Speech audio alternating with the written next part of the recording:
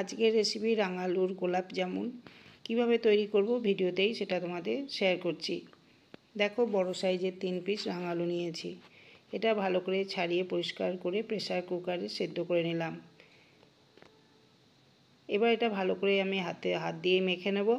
আর অন্যদিকে আমি চিনির রসটা তৈরি করছি। এখানে 2 বাটি চিনিতে 1 বাটি জল দিলাম আর 2টো এলাচ ফাটিয়ে দিয়েছি। ভালো করে রাঙালুটা মেখে নেওয়ার পর এখানে 4 চামচ সুজি দিচ্ছি।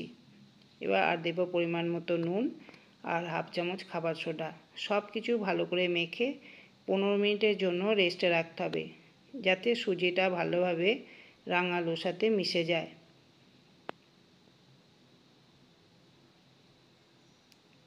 এবার এটা ঢাকা দিয়ে মিনিট 15 জন্য রেখে দেব। তোমরা আধ ঘন্টাও রেখে দিতে পারো। এদিকে রসটাও তৈরি হচ্ছে। রসটা খুব বেশি পাতলাও হবে না, আবার খুব মোটাও হবে না।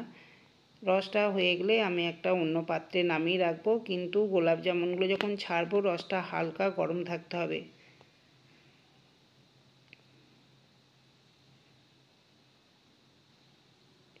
পনেরো মিনিট পর ফিরে এলাম, হাতে একটু তেল মাখিয়ে নিচ্ছি। এবার আমি এইরকম শেপে, গোলাপ জামুনের যেরকম শেপ হয় সেই শেপে তৈরি করে নিচ্ছি।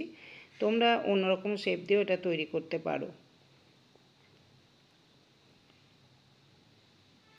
এবার ভালো করে এগুলো ভেজে নিতে হবে।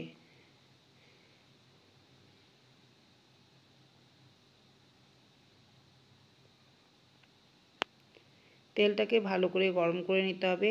এখানে আমি তেলের সাথে 1 চামচ ঘিও দিলাম, এতে গন্ধটা খুব ভালো আসবে। তেলটা ভালো করে গরম করে নেওয়ার পর আমি এগুলো গোলাপ জামুনগুলো পরপর ছেড়ে দেব। এখন ফ্লেমটা মিডিয়াম টু লোতে রাখবো। এরপর চিনির রসে দিতে হবে। চিনির রসটা হালকা গরম থাকতে হবে, যেহেতু আমি আগে নামিয়েছিলাম ওই জন্য আবার রসটাকে হালকা গরম করে নিয়েছি। 2 থেকে 3 ঘন্টা এইভাবে রেখে দিতে হবে, যাতে রসটা গোলাপ জামুনের মধ্যে ভালোভাবে ঢুকে যায়। খেতে খুবই সুন্দর হয়, তোমরাও বাড়িতে এইভাবে ট্রাই করো। যদি আজকের রেসিপি পছন্দ হয় অবশ্যই লাইক, শেয়ার, কমেন্ট এবং চ্যানেলটিকে সাবস্ক্রাইব করে দিও। Thank you.